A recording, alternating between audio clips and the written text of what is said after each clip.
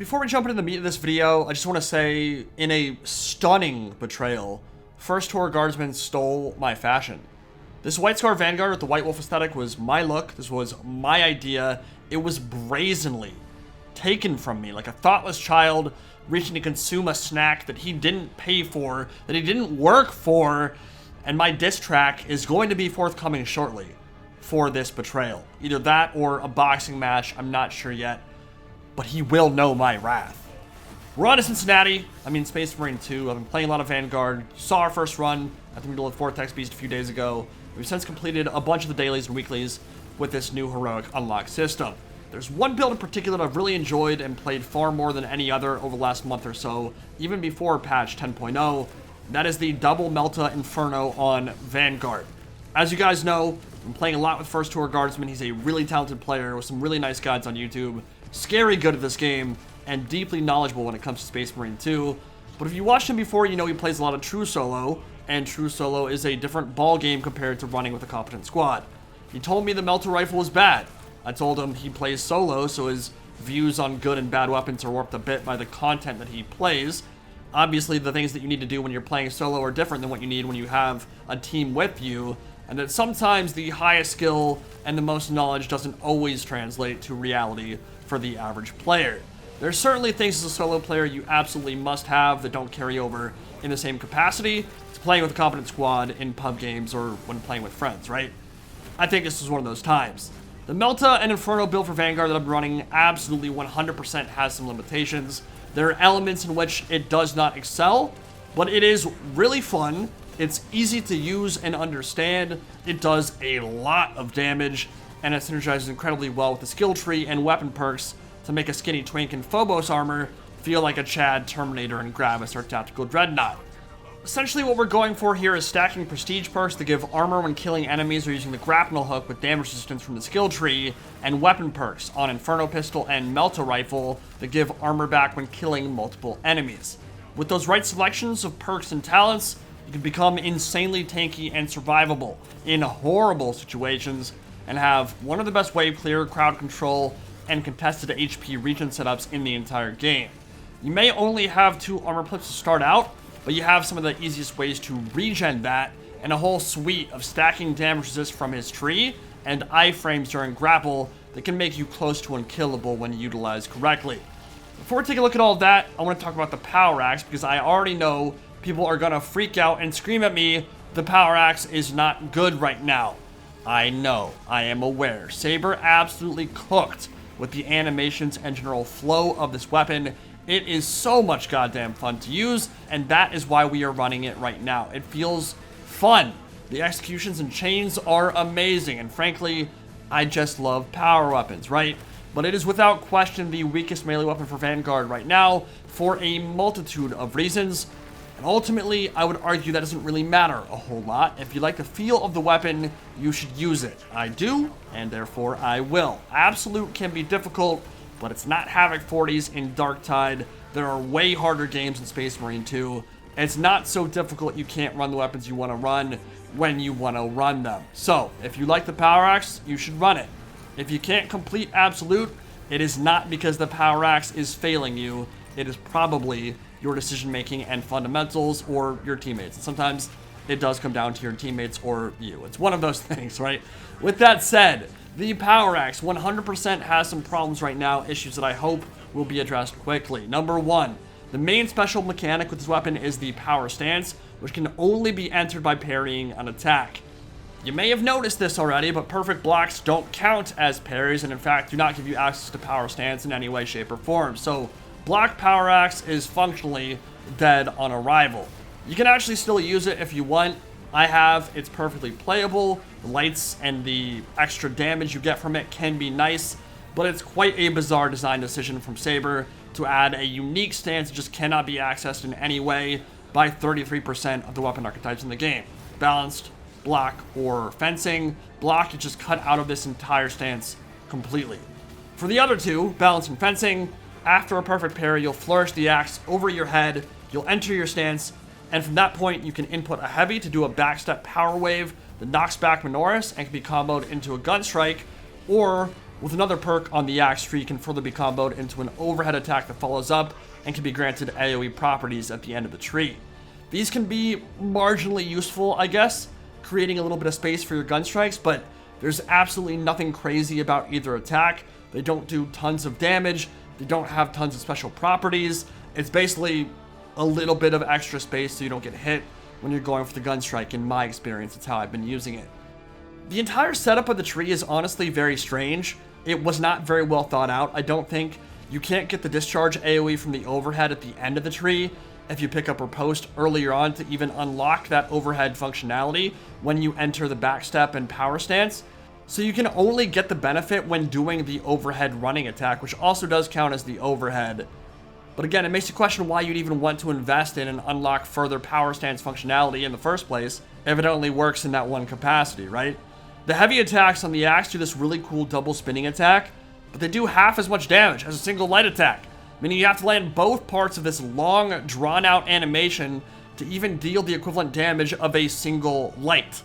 Again, not very well thought out.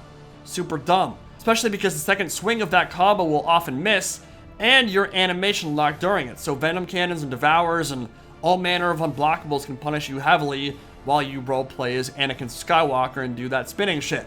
And the other part of the weapon tree that I would consider to be quite a bit better, going for the gunstrike damage, quite often that extra gunstrike damage does not proc after entering power stance from a parry, either because you do it too early or too late, according to the game's spaghetti code.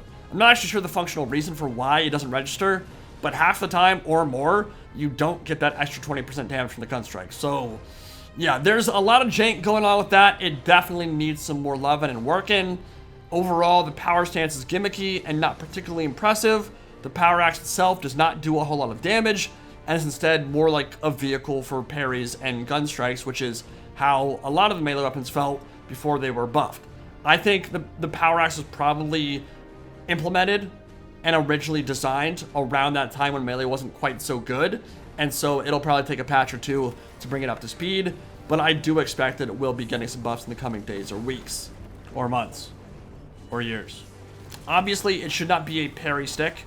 It's a big-ass power weapon with a blade meant to slice through hardened organic matter like butter, but for now anyway, it is still entirely usable and my favorite Vanguard weapon regardless. After the buffs I expected it will get, I'm sure it will be even more so. I would not personally feel dissuaded from using the weapon. I still think it's really fun. Just use it fencing, go for a lot of gun strikes and parries, you should be fine. As for the rest of the build, let's take a look at why exactly stacking the Melta Rifle and Inferno Pistol can be so good, and obviously talk about its detriments and downsides as well. On the Melta, you really have two options here on which one you want to go for, either the ammo variant or the range variant. I don't think you need rate of fire on this weapon. The one with the 4+ range can be nice, because it puts more Minoris into executable, which means more armor, lets you kill more per shot, and can reach out and touch bosses and zoanthropes more effectively, which is important, but it also has like 40% less ammo, and for that reason, after using both of those variants a lot, I do prefer the ammo variant the most. The general point of this build is to always have a weapon available to you to fall back on to crowd control a mixed horde, to knock back the Majoris while killing all the Minoris in 1 or 2 shots, and then to give you that armor back, to give you contested HP back if you took damage during that fight. You do not need 4 range to do that. You want more ammo so you have more uptime on the weapon, especially because there's some self-sustain in terms of ammo regen on the tree anyway. So 40% extra base makes that go a hell of a lot further. If you're being smart with your shots, you're gonna get even more on top of that, and then ammo suddenly just doesn't become a factor in any way, shape, or form. Decisive Reload gives you ammo regen on Majoris kills. Rapid Health gives you health regen when you're low. And you'll notice throughout these trees, there's a lot of stuff that gives you different kinds of regen when you kill 5 or 7 or more enemies in quick succession, which the Melta is extremely good at doing, so is the Inferno Pistol. And then there's Trick Shot. This exists on both the Melta and the Inferno Pistol trees, and this is what will constantly be giving you back your armor and keeping you alive in horrible situations. Oh, I have no armor? I shot into a horde once, now I have armor. Oh, I have no armor again? Gotta switch to Inferno Pistol, do the exact same thing. Then I grapple, now I have iframes on the way to the target, did an automatic execution because he was low and got even more iframes, more time to think about who and what to engage next, and now the cooldown is up on my Melta and my Inferno pistol, and I can cycle through again. This is an incredibly easy way, without a whole lot of thinking required, to keep you alive and engaged in really bad situations. You are a close combat specialist that can fire into a huge horde and immediately get all your contested health and armor back at will. It's easy, and it's very, very useful. Obviously, you are trading away the range damage of the heavy bolt pistol, which can fairly efficiently kill Zoans or warriors at range with headshots, for more survivability, armor regen, crowd control, and contested health regen up close.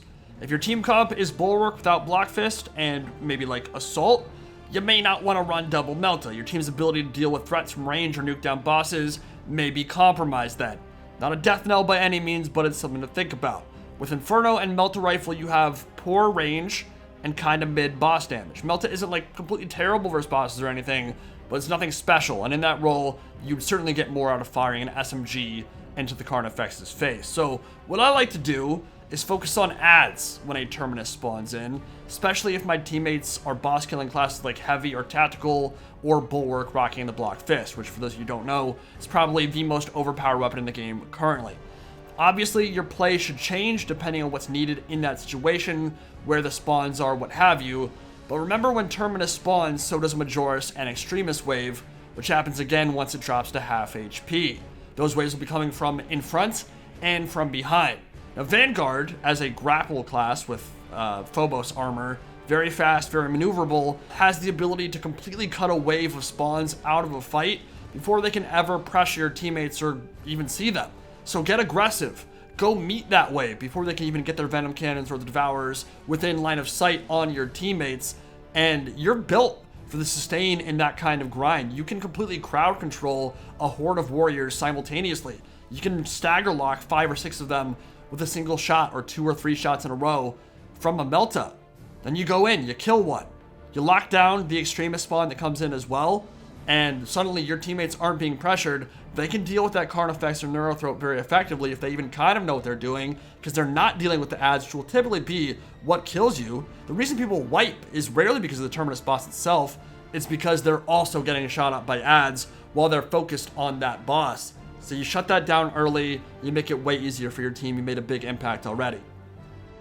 Now we'll take a look at the build. There's already something that I would change in second row. We'll talk about that in a second here. Upper hand, amazing by the way, but let's get into the prestige perks first. Number 1, battlefield awareness. You're running a Melta. I think that range damage within 8 meters is pretty strong. Restoration and launch restoration are kind of the key to the entire build. Restoration, you kill 7 enemies, you get an armor plate back. That's amazing with the Melta and Inferno pistol because they already have perks that work on top of that. Fortitude makes you even tank. Your 15% HP will stack with the DR resist you get when you're low HP as well. Launch restoration gives you an armor plate back when you use your grapnel. So basically at any given time, you have multiple ways to immediately get armor back without even having to execute or gun strike. Sure, you may have only 2 armor plates default, but that doesn't really matter when you have so many easy ways to access it.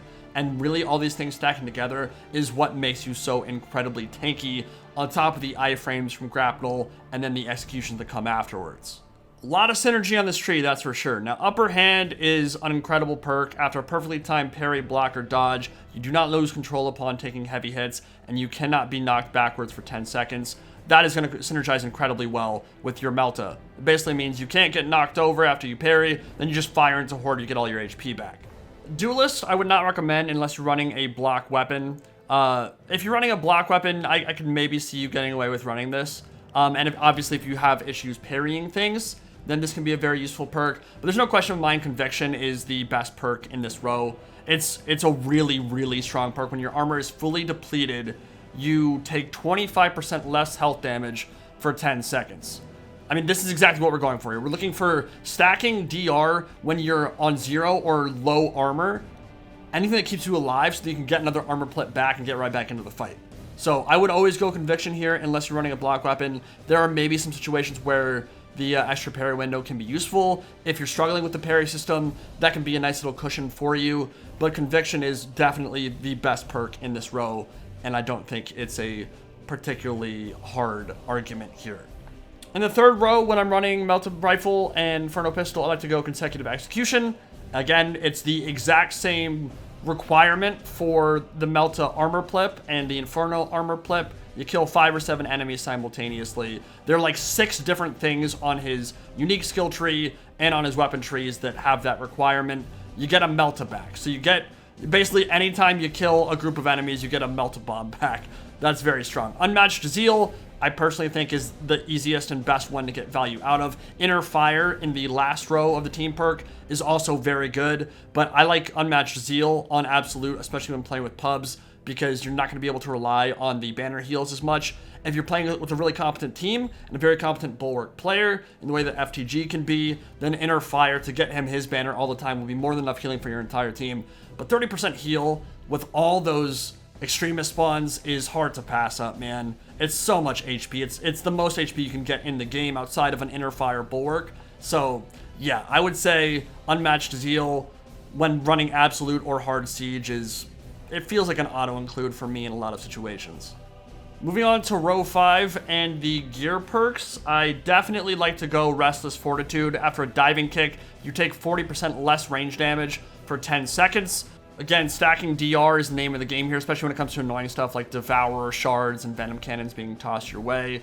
Thrill the Fight, Zone of Impact, and Tactical Prowess. So a lot of this just comes down to high uptime on the grapnel. Now, we're not running the 20% cooldown reduction on the grapnel. We're instead going for the Thrill the Fight, which is 20% less damage after a parry.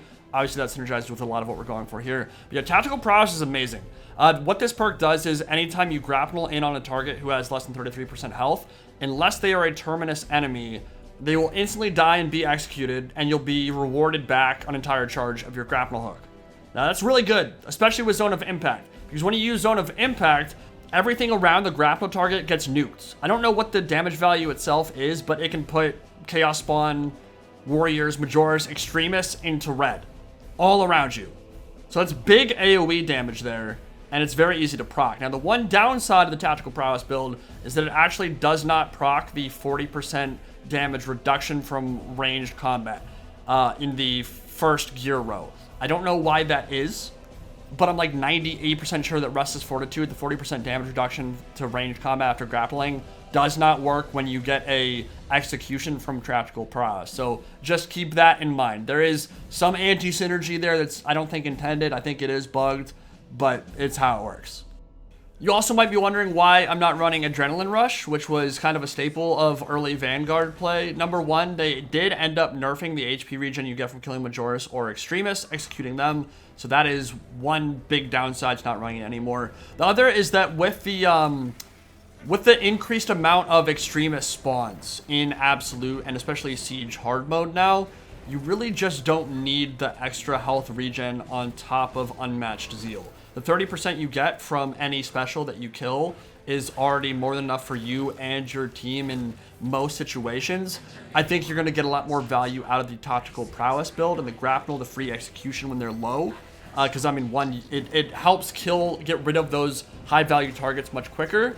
And you simply just don't need all that extra HP on top of that when you've already got so many other sources, especially if you're running alongside a Invigorating Icon Bulwark. So that's the reason I don't run that. I do think the grapnel build is a little bit stronger, but that's still up to personal preference. If you feel like you take a lot of HP damage in your runs, then maybe you might want the extra Adrenaline Rush on top of that. One of those things where, again, there's no one-size-fit-all build type of thing in this game.